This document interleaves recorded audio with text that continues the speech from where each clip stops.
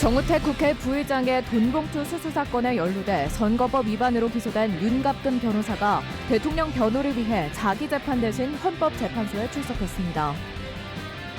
충청북도가 구도심을 활성화한다며 산하 기관들의 청주 도심 이전을 추진하고 있습니다. 충분한 검토도 없이 너무 밀어붙이는 것 아니냐는 반발이 나오고 있습니다. 충북에서 유일하게 철도가 지나지 않는 보은군 지역 주민들이 철도 유치를 위해 인구의 3배가 넘는 10만 명 서명 운동에 나섰습니다. 네, 시청자 여러분 안녕하십니까? 계속해서 MBC 뉴스투데이 충북입니다.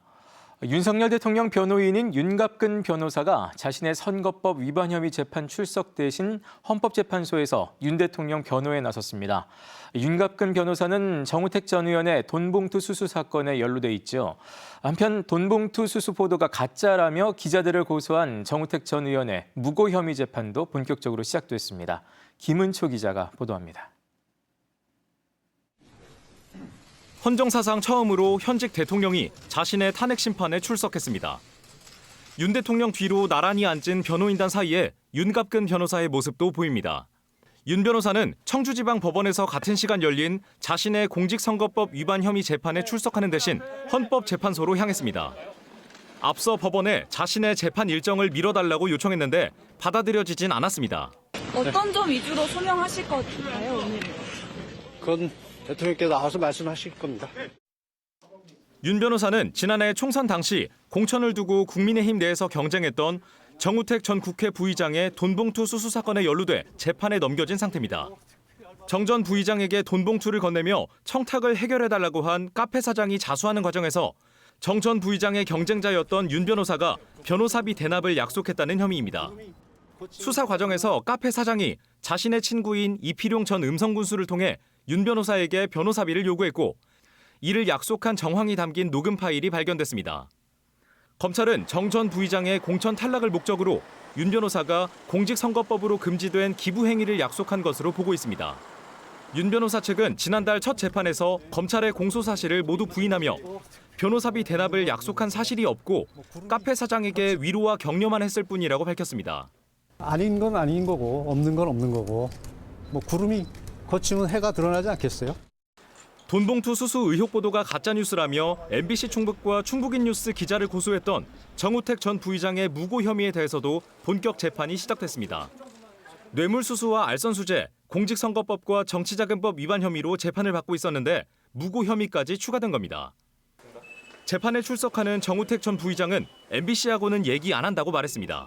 윤갑근 변호사 오늘 지금 혼자가 있는데 저기 MBC하고는 얘기 안 해.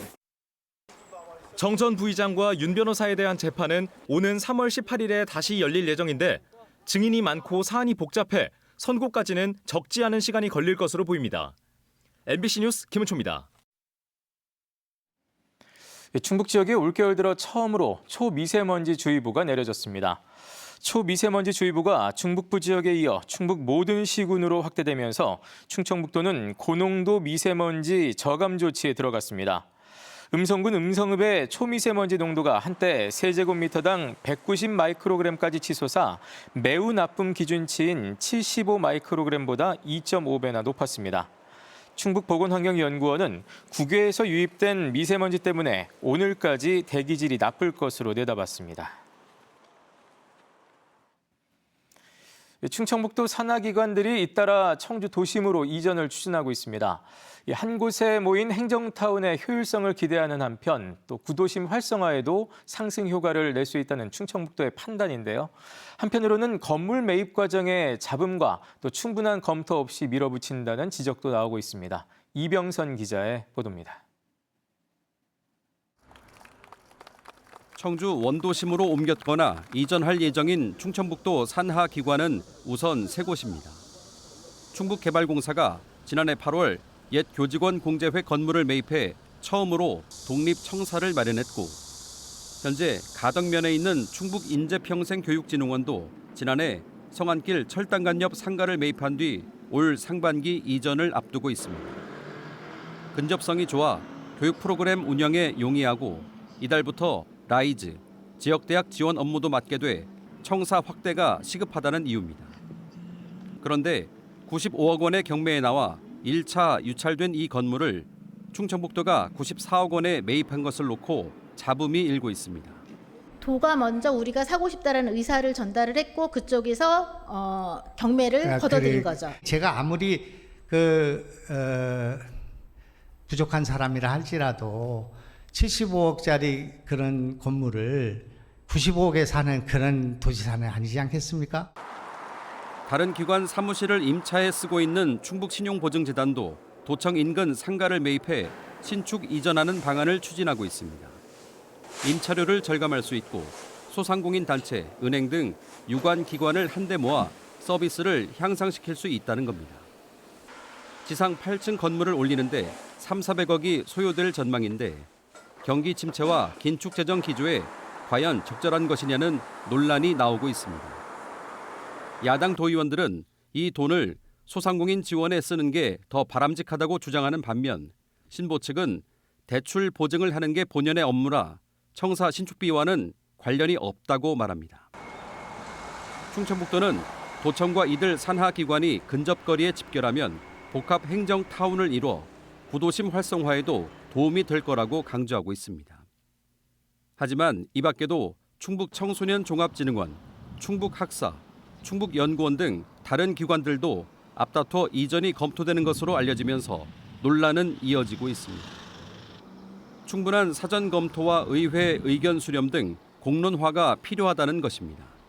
건물 매입권은 여러 가지 절차상 문제나 의혹들이 꽤 있습니다. 그래서 이런 것들이 한 점 의혹이 없도록 치밀하게 좀 저희가 좀 파헤쳐 보도록 하겠습니다. 한편 김영환 지사의 측근으로 충청북도의 건물 매입에 관여한 것으로 지목된 인사는 해당 의원이 사과하지 않으면 고발하겠다고 밝혀 내홍은 쉽게 가라앉지 않을 것으로 보입니다. MBC 뉴스 이병선입니다. 충북에서 유일하게 철도가 지나지 않는 보은군 주민들이 대대적인 철도 유치 운동에 나섰습니다. 인구의 3배가 넘는 10만 명의 서명을 받아 정부에 전달할 방침인데요. 인구가 줄어드는 농촌 지역을 철도로 연결하겠다는 논리가 통할지 주목됩니다. 전효정 기자의 보도입니다. 인구 3만 명 남짓한 보은군. 인구가 계속 줄어드는 데다 코로나19 여파가 겹치면서 시외버스 노선이 크게 줄고 있습니다. 노인들은 갈수록 늘고 있는데 면허가 없으면 이동이 어려운 이른바 교통사막이 되고 있습니다. 전문 병원이 별로 없어요. 그래서 청주만 나갈래도 교통이 엄청 불편하잖아요. 외지에서 친구분들이 놀러 온다 해도 너무 복잡하니까 못 오고. 충북 11개 시군 가운데에서도 유일하게 철도가 지나지 않는 곳이어서 주민들은 철도역을 간절히 원하고 있습니다. 철도가 없으니까 버스밖에 없잖아요. 교통수단이. 고속도로가 막히면 제 시간에 못 오잖아요. 그런 게 가장 답답하죠. 지난해 11월 출범한 철도유치위원회가 구호를 외치면서 주민 서명을 받고 있습니다. 앞으로 10년간 계획인 제5차 국가철도망 구축 계획에 보은을 통과하는 노선을 반영하겠다는 겁니다.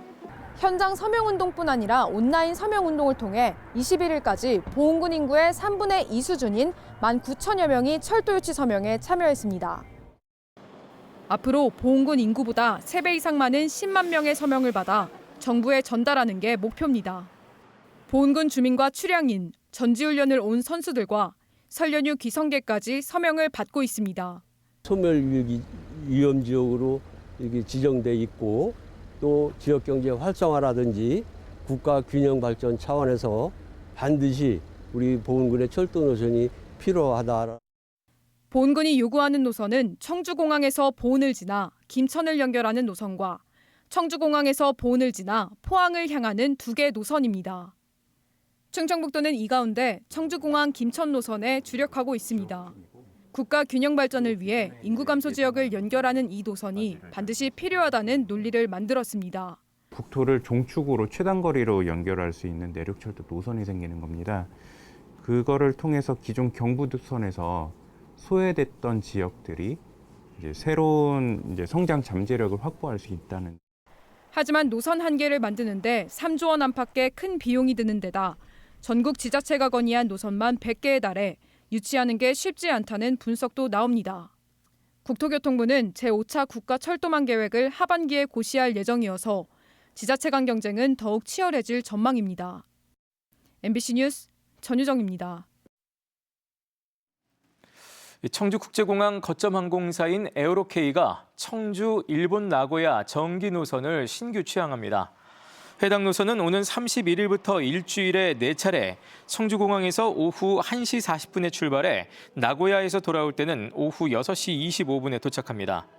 한편 에어로케이는 애초 주 7회 운항으로 해당 노선 항공권을 판매하다 항공기 도입이 늦어지자 취항을 불과 20여일 앞두고 운항을 축소해 항의가 빗발쳤습니다. 네, 이제 다음 주면 설 명절이 돌아옵니다. 이 명절 대목을 앞두고 원산지를 표시하지 않거나 속여파는 경우가 끊이질 않고 있는데요. 정부에서 보름 동안 전국적으로 이 같은 위반을 300건 넘게 적발했는데 설 연휴 직전까지 단속은 계속됩니다. 이 원산지 표시 단속 현장을 대전 MBC 김광현 기자가 동행했습니다. 대전 서구의 한 고깃집 주방에서 농산물 품질관리원 단속반이 식재료를 살핍니다. 붉은 비닐에 든 고기를 본 단속반이 원산지를 지적합니다. 본 목전지 미국돼 있잖아요. 이거 지금 쓰시는 거 아니에요? 가게 내부에 국내산만 취급한다고 내세운 이 업체는 일부 미국산 고기를 국산으로 속여 팔다 적발됐습니다. 국내산으로 돼 있으면 소비자가 어디로 할까요? 국내산을 알겠죠. 그게 문제라서 말씀드리는 거예요. 업주는 매번 다른 음식이 나가는 백반 메뉴에 제육볶음을 할 때만 미국산을 사용한 것이라며 표시 문구를 수정하겠다고 했습니다. 굽는 고기는 국내산 오로지 쓰고 아까 그 미국산 그거는 부지적으로 두루치기 고기 백반에 들어가는 고기다. 그거죠. 인근의 또 다른 정육점. 일부 제품에 축산물 이력 번호가 일치하지 않아 단속반에 적발됐습니다. 육사심이랑 한우 양지가 이력번호 불일치 나왔어요. 거짓 표시로 부르던데 그거는 과태료 70만 원이에요. 1차. 충남 지원이 하루 동안 벌인 단속에서만 원산지 거짓 표시나 미표시 등 14건이 적발됐습니다. 설 명절을 앞두고 지난 6일부터 실시한 집중 단속에서 적발된 건수는 전국적으로 300건이 넘습니다.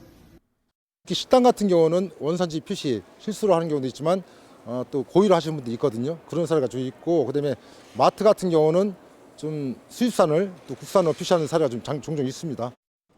명절 대목을 노리고 해마다 되풀이되는 원산지 거짓 표시를 뿌리 뽑기 위해 농관원은 설 연휴 직전인 27일까지 대대적인 단속을 이어갈 예정입니다. MBC 뉴스 김광현입니다. 지난 여름 기록적인 폭염으로 감귤 열매가 터지는 열과 피해율이 급증했습니다. 껍질이 얇은 레드향의 경우 기후에 더욱 취약하다 보니 제주에서는 레드향 농사 자체를 포기하는 농가들도 늘고 있습니다. 제주 MBC 이소연 기자가 보도합니다. 수확이 한창이어야 할 레드향 비닐하우스. 잎사귀만 가득할 뿐 노랗게 익은 레드향을 찾아보기 힘듭니다. 여름철 폭염에 열매가 터지는 열과 발생률이 90%를 넘었기 때문입니다. 한 해 애지중지 농사를 지었지만 농약값은커녕 빚만 늘었습니다. 이상기후에 재작년부터 열과 피해가 급증하자 농가에서는 10년 넘게 재배한 레드향을 결국 포기하기로 했습니다. 앞으로 계속 온도가 올라가면 10% 아니 5%도 수확이 안 되고 나무만 자랄 것이다.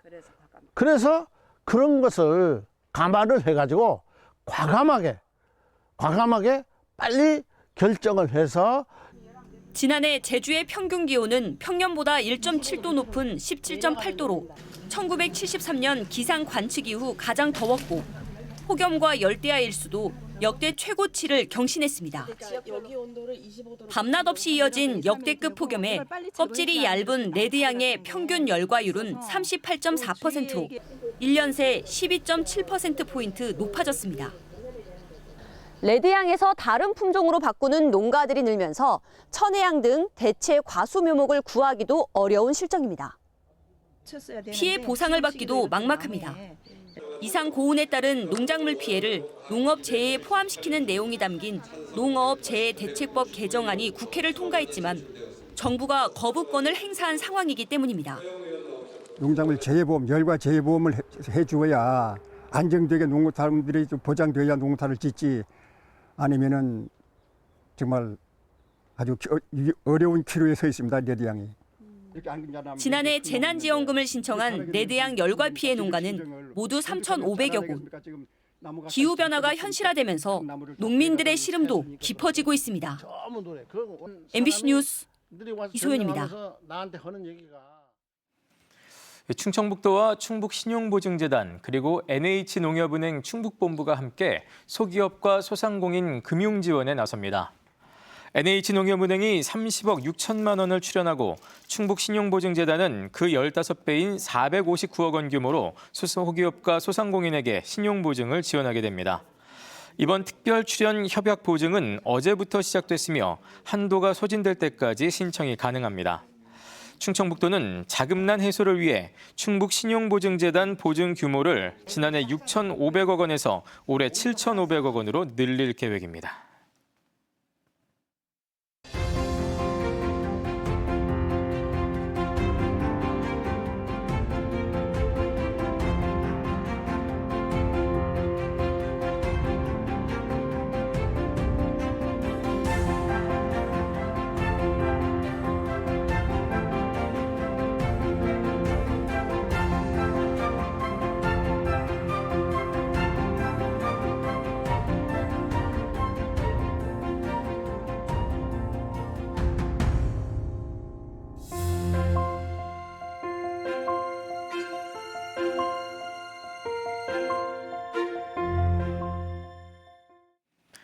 집주인이 밀린 월세를 독촉하자 방 안에 불을 지른 60대가 긴급 체포됐습니다.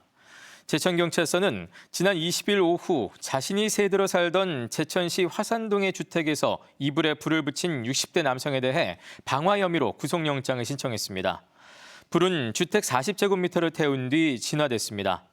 이 남성은 밀린 월세 문제로 집주인과 말다툼을 한 뒤 술을 마시고 홧김에 범행을 저질렀다고 진술했습니다. 한편 숙박비를 내지 않아 자신을 쫓아낸 여관에 불을 질러 투숙객 3명을 숨지게 한 40대가 1심에서 징역 20년을 받자 검찰이 이에 항소했습니다. 청주지검은 다수의 피해자가 사망해 피해가 매우 크고 죄질이 불량한 점 등을 고려할 때 더 무거운 형이 선고돼야 한다고 밝혔습니다. 앞서 재판부는 피고인이 동종범죄로 기소유예를 받았으나 이외 형사처벌을 받은 적이 없는 점을 참작했다며 징역 20년을 선고했습니다. MBC 충북 창사 54주년 특집 다큐멘터리 AI 돌봄이 방송통신심의위원회 11월 이달의 좋은 프로그램상을 받았습니다. 김병수 영상기자가 연출한 다큐멘터리 AI 돌봄은 첨단 기술이 노년층의 삶과 돌봄에 미치는 영향을 조명하며 기술과 인간이 공존하는 방법을 제시했습니다. 심의위는 충북 지역의 돌봄 사례를 소개해 첨단 기술을 활용한 돌봄의 새로운 패러다임을 제시했다고 밝혔습니다. 한국지역사회보장협의체 연합회가 제천국제 한방천연물 산업 엑스포의 성공적인 개최를 위해 힘을 보탭니다. 엑스포 조직위와 협약을 체결한 한국지역사회보장협의체 연합회는 전국 시군구 조직으로 엑스포를 홍보하고 단체 관람에 적극 협조하기로 했습니다. 제천국제 한방천연물 산업 엑스포는 오는 9월 20일부터 30일 동안 제천 한방엑스포공원 일원에서 열립니다. 네, 뉴스를 마칩니다. 고맙습니다.